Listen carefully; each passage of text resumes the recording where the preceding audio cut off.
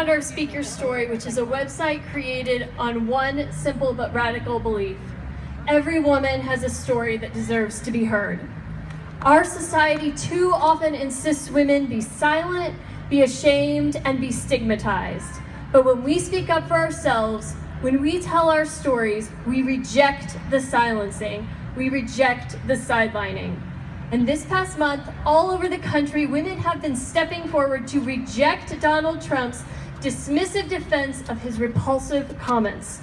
Women are speaking, shouting their stories that yes, all women face harassment, and too many of us are victims of assault and rape. And make no question, Trump's language on that tape advocated a point of view that has persisted throughout our world's history, that women's bodies are up for grabs and we are powerless to protect them. After Trump's tape surfaced, Speak Your Story received a heartbreaking poem of from a survivor of harassment and assault.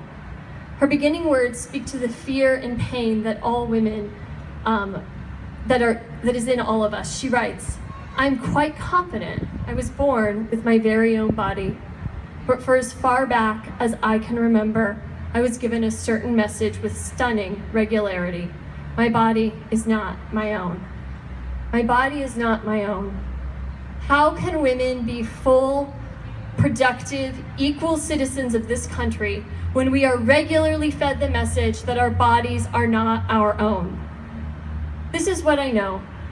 The women and men at this rally come from a long line of warrior women and feminist allies who have been fighting for our bodily autonomy for over a century. Since 1848, when the women's rights movement officially began, women have fought, been beaten, raped, imprisoned for demanding their rights. Our foremothers have overcome injustices too numerous to list here, but I will say this. Because of them, we no longer live in a country where married women are legally dead in the eyes of the law. We no longer live in a country where women cannot vote. We no longer live in a country where husbands can rape their wives with impunity. And we no longer live in a country where men can refuse to fill our contraceptive prescriptions and where abortion is illegal. There is not one moment in our history where we haven't been fighting these battles. And because of this, I know women are warriors. We fight and we fight and we fight to be heard, to be respected, to be safe. Folks, today our fight for bodily autonomy is real. We live in a time where every woman lives with the possibility of sexual violence, be it unwanted sexual remarks, sexual touching, or rape itself. And not only that, but our culture accepts these things as the norm. We're supposed to believe that sexual violence is a fact of life. We're supposed to accept that language advocating sexual assault is merely boys will be boys, locker room talk. Well, no, Donald. Actually, that language is just perpetuating rape culture. Let's be clear. We have a man trying to be president of the United States while at the same time normalizing sexual violence. This man disrespects our bodies, he disrespects our ambitions, he disrespects our very lives. He has told us over and over again that our bodies are not our own. Well, we are here to say, not on our watch, Donald. For decades, women have taken to the streets, college campuses, legislatures' offices, and social media to remind anyone who will listen that our bodies belong to us and us alone. We do not intend to stop now. We are not pussies to be grabbed. We are fighters and we are united.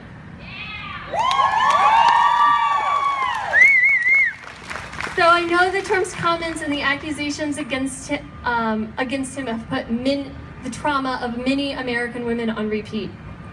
In fact, the night I heard the tape, I cried myself to sleep. I was heartbroken and soul tired. I couldn't find my strong and determined spirit, and I felt less than. But then as night turned into day, I got angry. He wasn't just bragging. He actually believes these things. He believes he can force himself on me, on my sisters, on my niece, on all the women I love and respect. He thinks he can force himself on us. And again we say, not on our watch, Donald. The warrior in me came alive. The spirit of our foremothers told me what I had to do. I had to fight. And together, we must all rise with our collective voices to say his words are not okay. We must rise to demand a change in culture, to demand freedom from assault and rape. We've always known this fight wouldn't be easy. It never has been, but we will not be broken. We will not allow another misogynistic, vile creep to to devastate our spirit anymore. And on November 8th, we will use our voices to shut him down once and for all. On November 8th, we will say Donald Trump, Mike Pence, and the rest of the GOP, get your hands the hell off of me.